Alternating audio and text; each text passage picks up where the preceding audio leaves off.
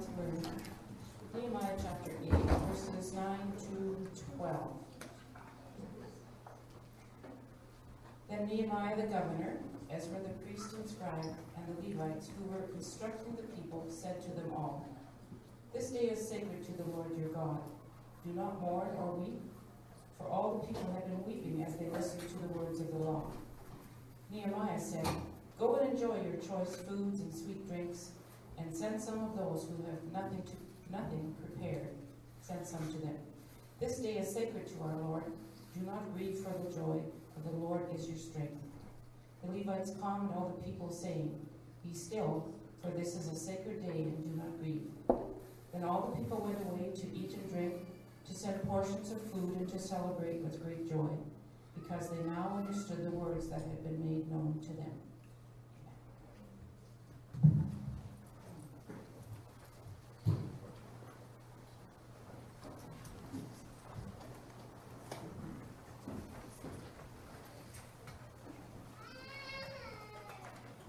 I would take that.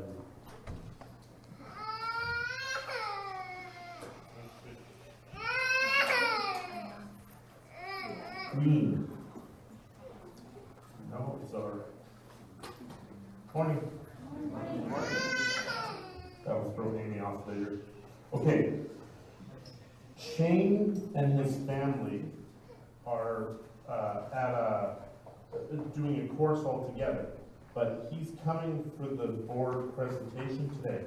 And I sent him an email earlier this week saying, well, I'll talk as long as I can. If you come in and I'm doing a knock-knock joke, you know you took too long. So when he walks in the door, I'm going to go, okay, I've got one more for you. Knock, knock. And you guys just play along, okay?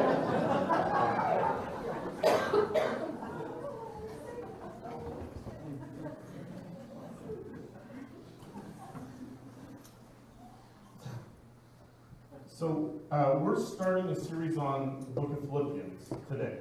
So it's a little strange that we read from Nehemiah. You just got to play along with me. Today we're gonna talk about the book of Philippians in general, and next week Pastor Jesse's gonna dig into Philippians 1. So I didn't want to steal any of his thunder too much, and so we're going to talk about Philippians in general. And the book of Philippians is a book about joy. And so we have this passage that where in Nehemiah where he talks about the joy of the Lord is my strength. This is a weird time in Israel's history.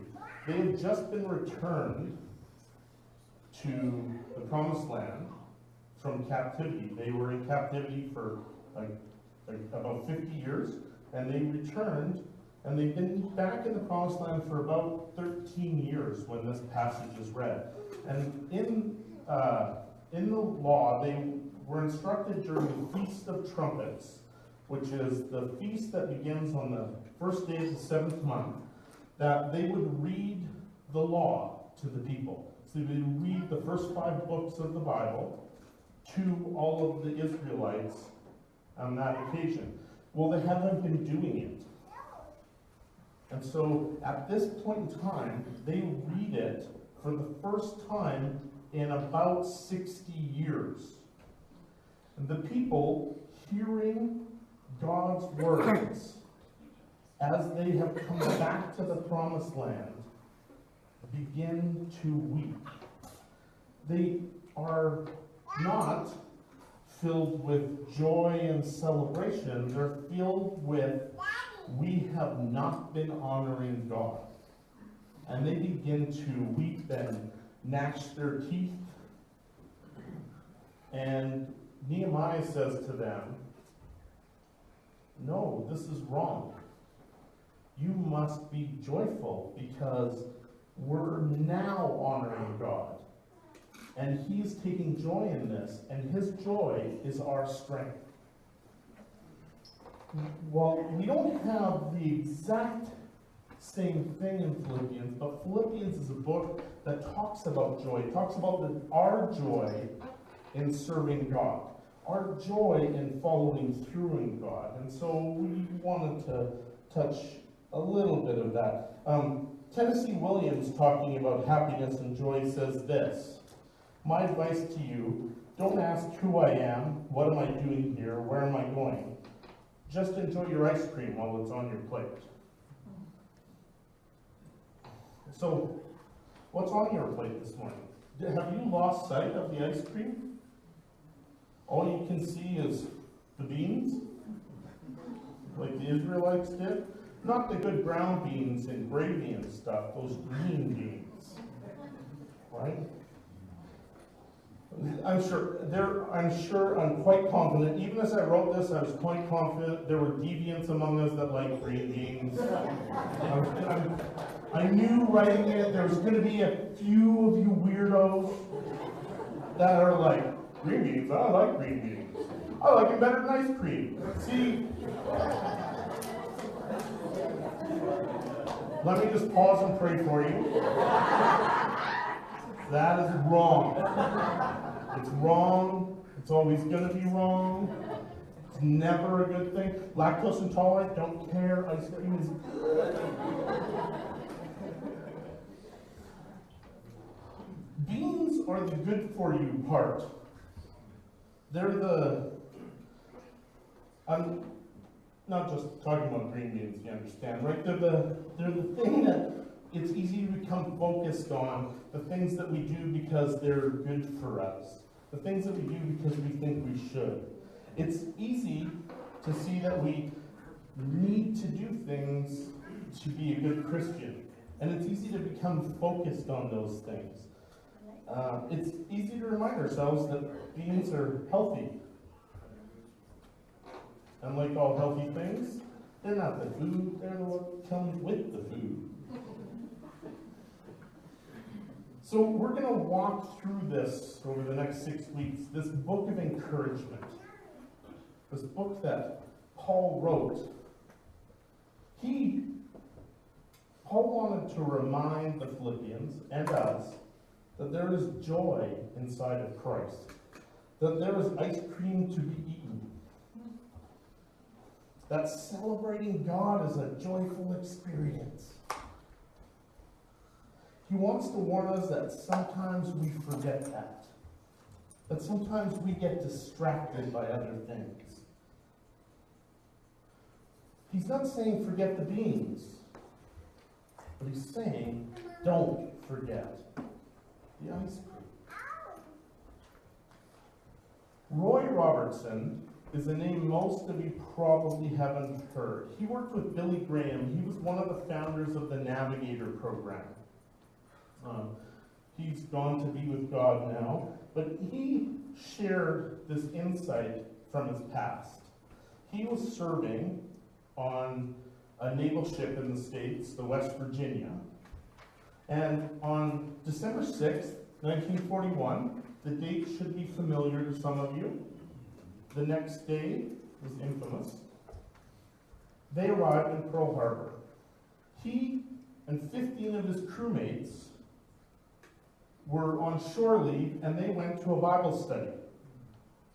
While they were at the Bible study, at the start of it, the guy leading the Bible study said to them, "Hey, why don't we just go around the room and each of you tell us your favorite verse and talk about why that's important to you." And Roy says, I was raised in a Christian house. I've gone to church every day every week for most of my life, and I couldn't think of a verse. I couldn't think of anything. He said, as everybody's going around the room and they're talking about this, I'm furiously thinking, and finally I remember John 3:16. Oh, I can do John 3:16. Sure, everybody knows that one, but I can do that one. And they are going around the room, and they get to the guy right in front of them, and he says John 3:16, and he starts to talk about him, and he goes, "He stole my verse. He stole my verse. What am I going to..." In 30 seconds, they're going to know, I don't remember the Bible. I don't know anything. And he went, was quite despondent. They went back to the ship.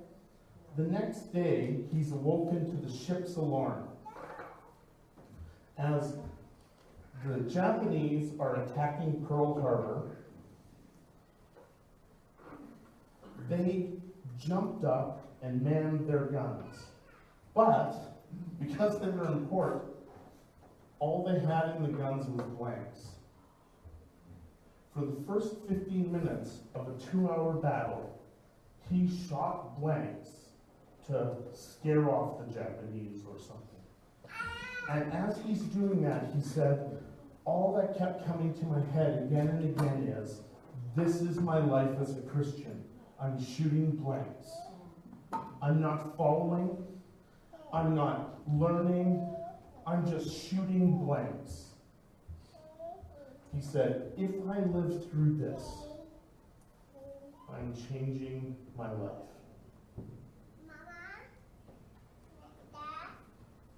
We do this as Christians. We fire joy blanks. We live in an age consumed by entertainment. We lament when our web page takes more than 3 seconds to load. If you're like my wife, in that 3 seconds, she has clicked that button 17 times. Why is it not loading? We want everything now.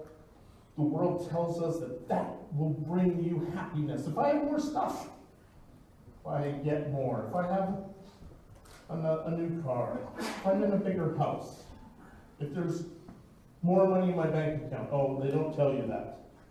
That won't bring you joy. You have to spend the money in your bank account to get joy. If your kids are successful, that will bring, if they're well behaved, if they do well in school, then you'll have joy. The problem is, none of that seems to work. Have you noticed?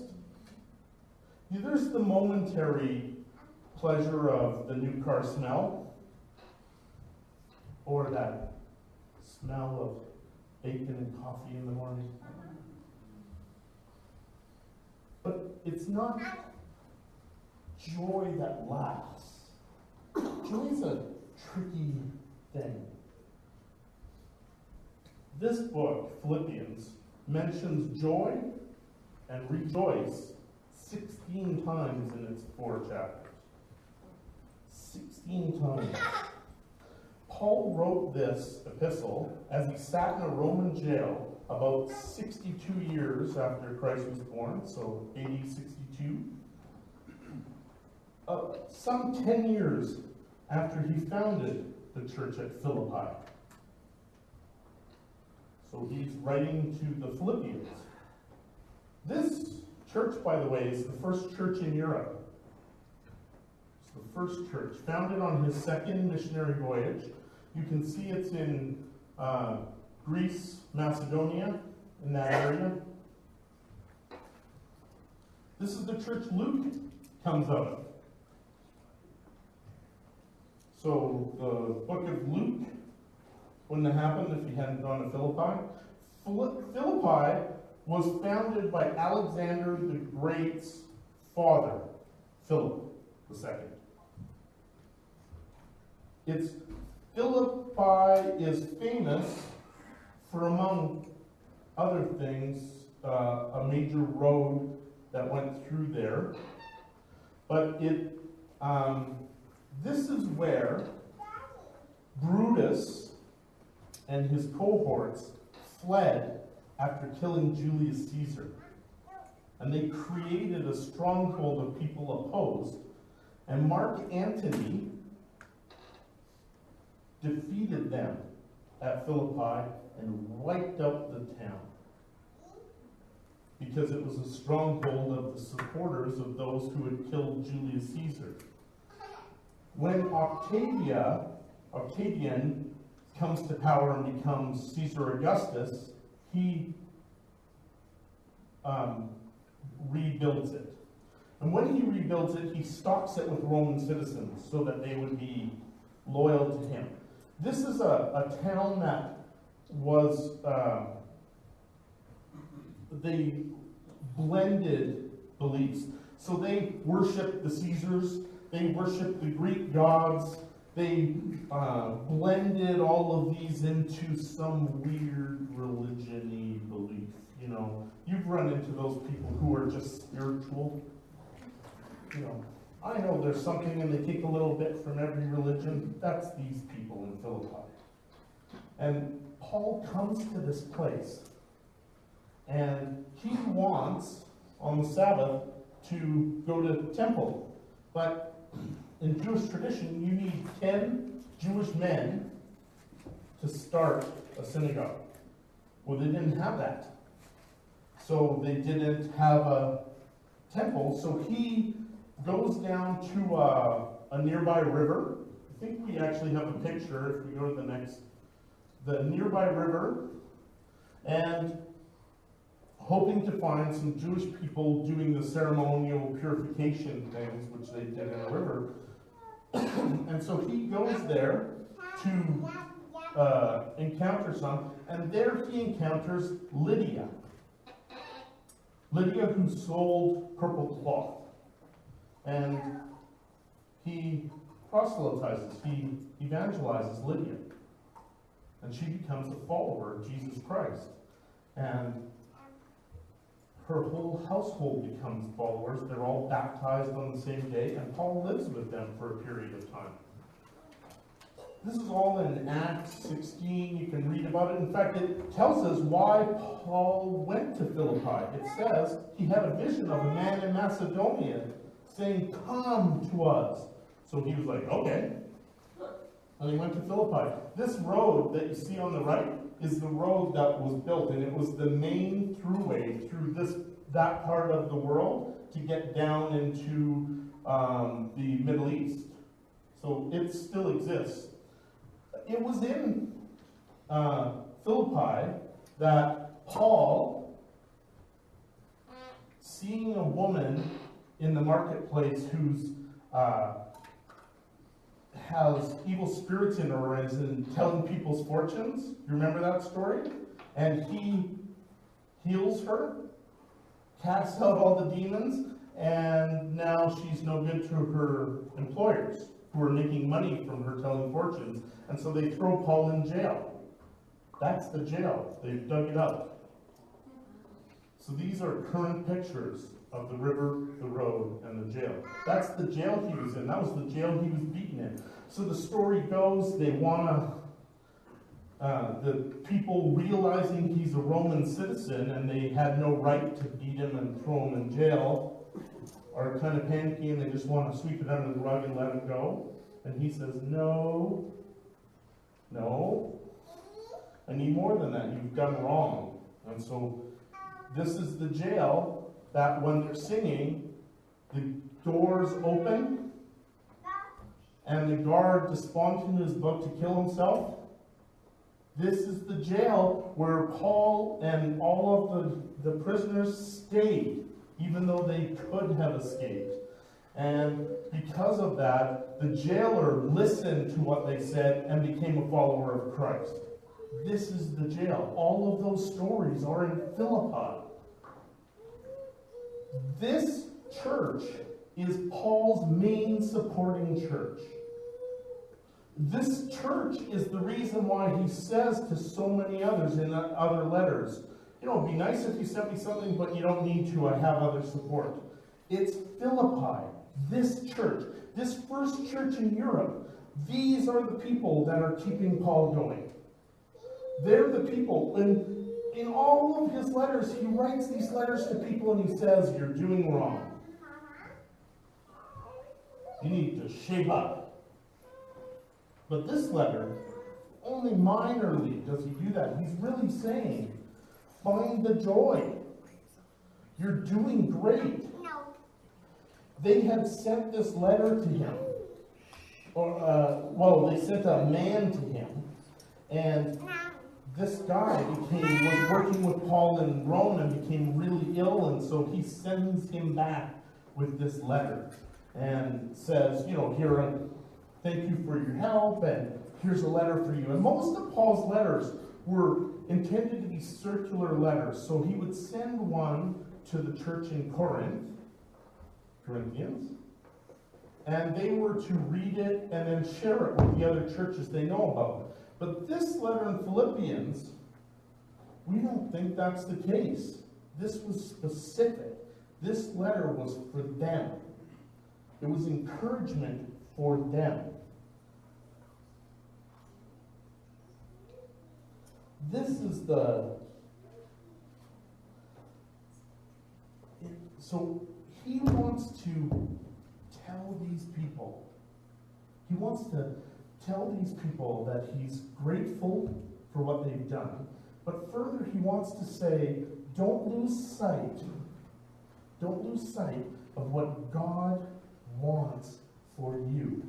It's easy to get bogged down in, yes, I'm helping Paul, yes, we're meeting together, yes, we're loving each other, yes, we're serving God, yes, we're doing all of the right things. It's easy to bog down there, to forget about the joy. Lots of Christians talk about joy. I have the joy of the Lord. But most of us don't spend a lot of time there. Yes, I'm joyful on Sunday morning or in front of others. Or at least I want to pretend I am. But what we're really experiencing is like somebody sucking the joy life out of us, those juices dissipating out of our lives. We're walking around, but we're not experiencing it.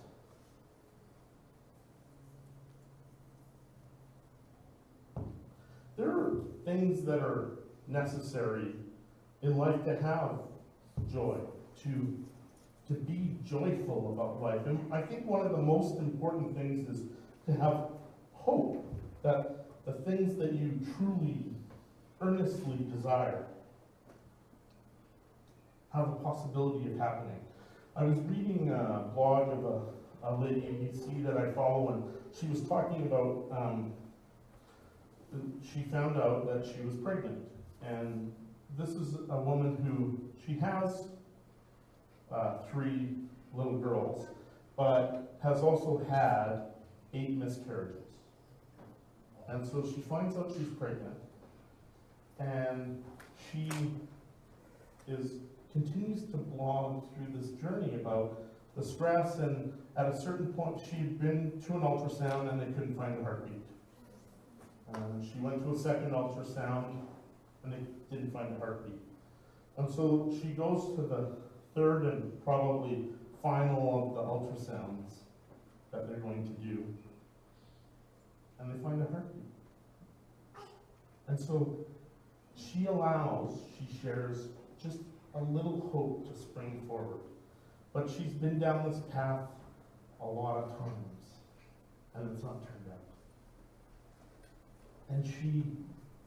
And then as the pregnancy progresses, about the time when you start to feel movement, I haven't reached that point yet.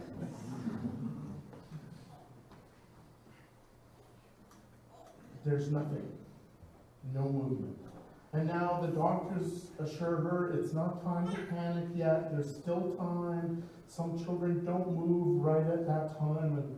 And women, you probably know what week that is, I don't remember. Okay, I got just one more for you guys. Knock, knock. Who's there? Dwayne.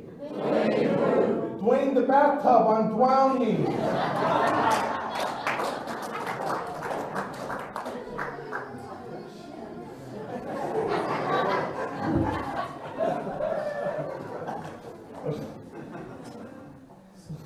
So, he's totally confused now. So here she is in this place where she's not feeling the baby move at all. And she has this little spark of hope, but it's getting stifled. And most of us have been there in one way or another, where we want to have hope, we hope to hope, but the logical side of us starts to squash it. You know, you want to say, it's okay.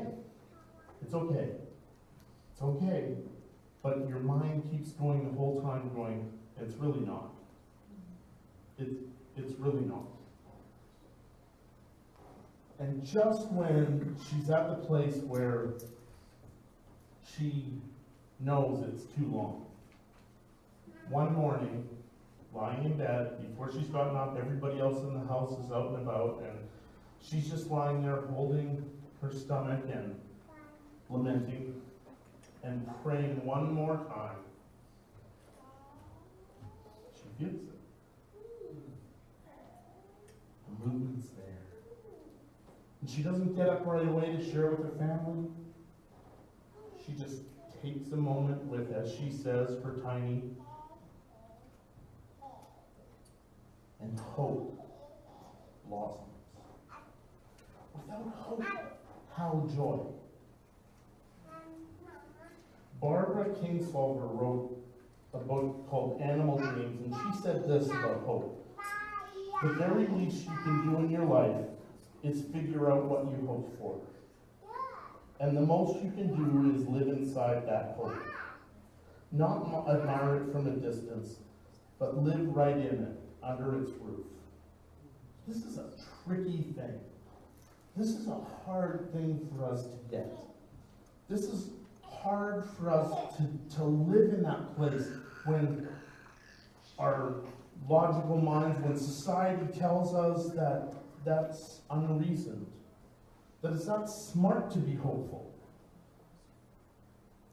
You have a friend who's ill. We have a friend who's quite ill, and you want to be hopeful, but at the same time, the more you read online tells you the less reason there is to be hopeful, and so you start to think, maybe I should stop reading stuff.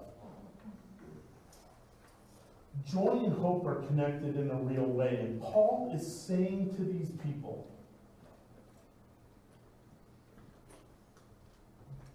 don't focus on the beans, because there is ice cream to be eaten.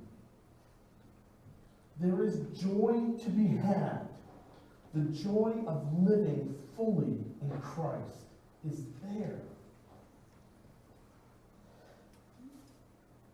It's easy to get caught up in our day-to-day activities. It's easy to get caught up in the church activities. It's easy to get caught up in doing things. We see people eating the beans, and we think, see, that's the important thing.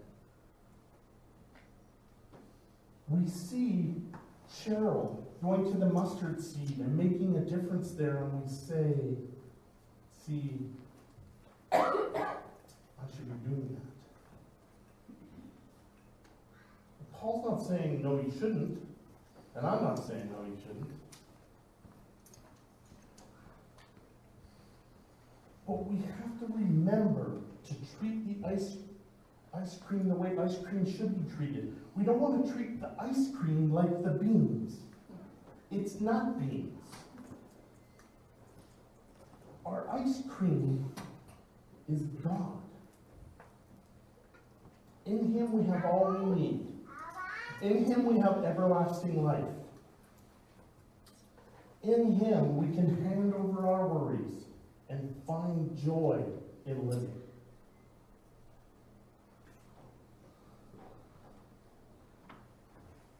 When we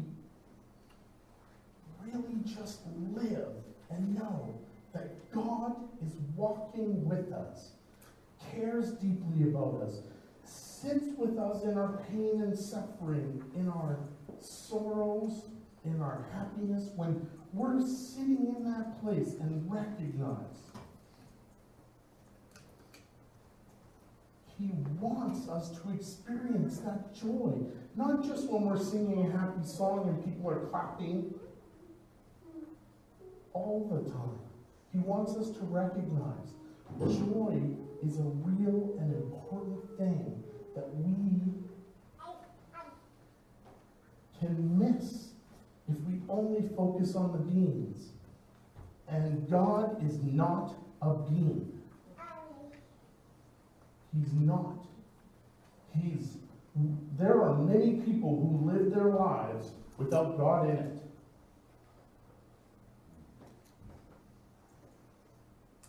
He is the ice cream in our lives, the joy, the sweetness. There's something truly, remarkably, amazingly special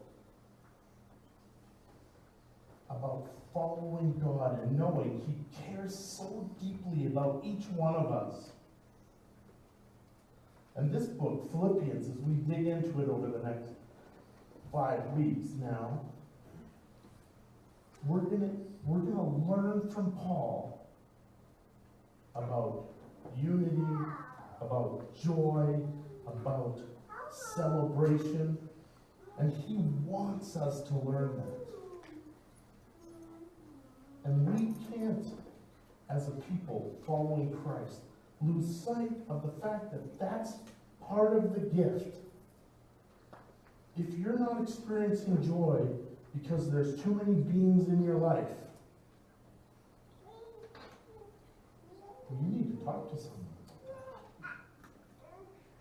It won't get better just by thinking it'll get better. Come see me, we'll go out for ice cream.